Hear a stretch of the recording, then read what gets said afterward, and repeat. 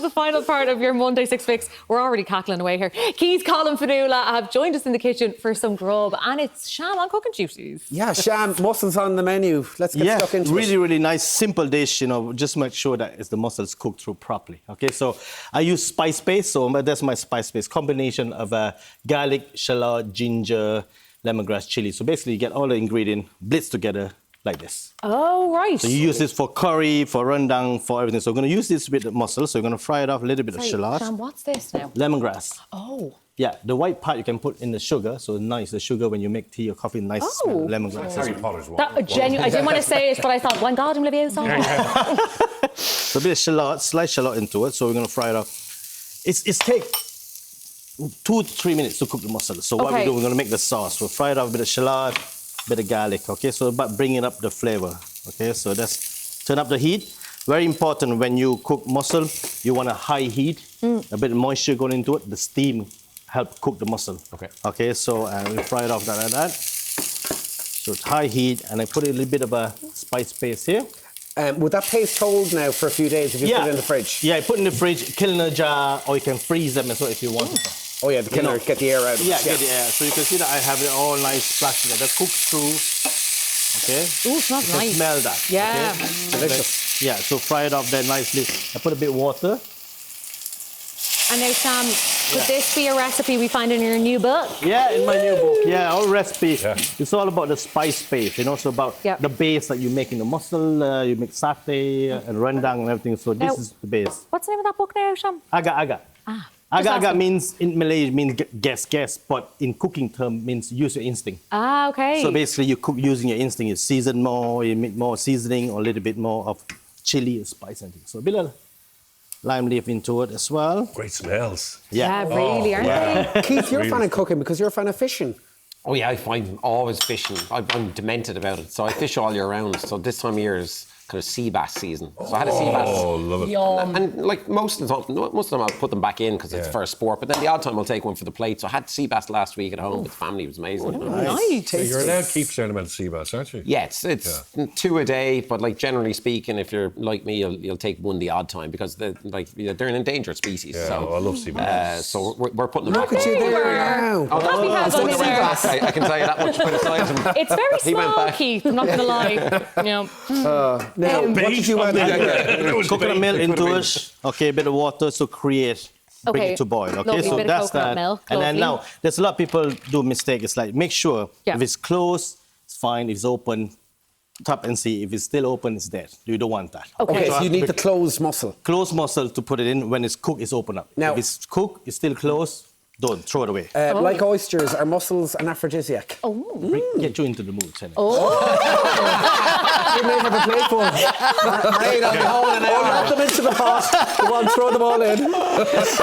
It's Love Island tonight. There you go. Nothing as well. Just remember when you're cooking something like this, you know, the pot kind of dictates what amount of mussel you put in.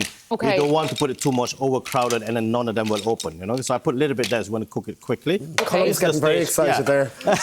I heat, close it. You can see that all of them still closed. So we shake So it Sham, up. do you go through those like if people are doing it at home? Should we go through them one at a time and make sure they're all closed? Yeah, make sure. You know, don't try to stretch open. You know, just when it's closed, don't open it up and just leave it like that. So I chop a little bit of a Thai basil. You can use coriander, and then you can a bit of a lime juice as well. You can see that it start opening up a little bit. Nice. You know, so. And that just adds that bit of bitterness to it. Bitterness to it, a bit of acidity, you know, so you always want that. I wish there was smell-o-vision because it smells so good. Yeah. So good. Really good. Colin, your mum is tuned in this evening. Fran. Yes, 89 years of age.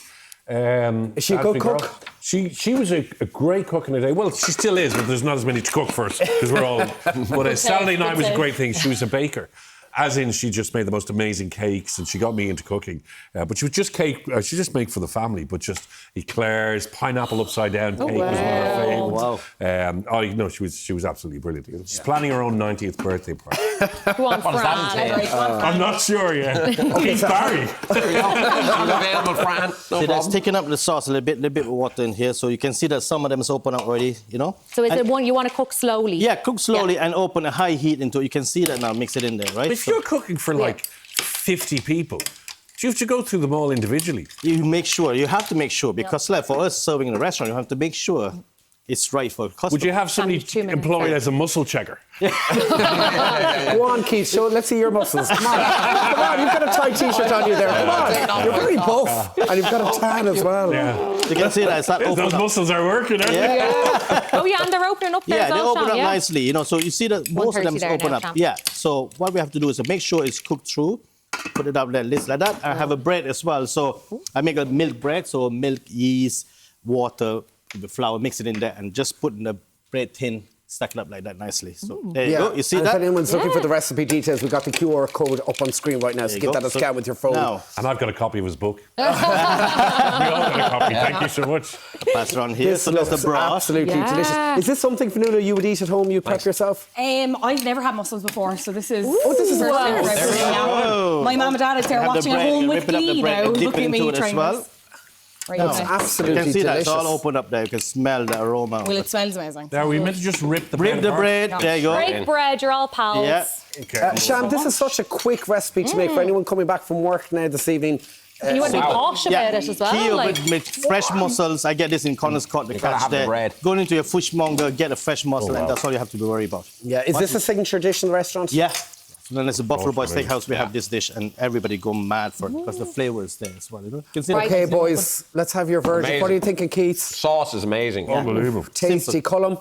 Absolutely gorgeous with the bread. That's just Oh, so yeah, good. dip into it. You know? Going in first for a timer mussel. for Oh my Fionnuala. God, yum! Yum. Sham, I'm not going to lie, I was a bit scared, but this is delicious. Brilliant. Thank you. You can use this one here. Oh, and you yeah. clip this into the meat. There you go. yeah. That's your natural tongs into it. Yeah. Oh, wow. the muscle technique. you go. Go on, Sham. I'm eating with my fingers here. Delicious. So Well, nice. here, that's all the time we have for tonight. Massive thank you to all of our guests and, of course, to Sham for the fabulous mussels. Now, coming Yeah. up tomorrow, Pat Short and Mick Hanrahan are stopping by to chat about their brand new show. Plus, we're looking back on 100 years of Hollywood with actress and singer Eva Mulholland. Yes, we'll see you tomorrow back here at 6 Slán. Bye. Delicious. Oh, Let's well tuck in. done.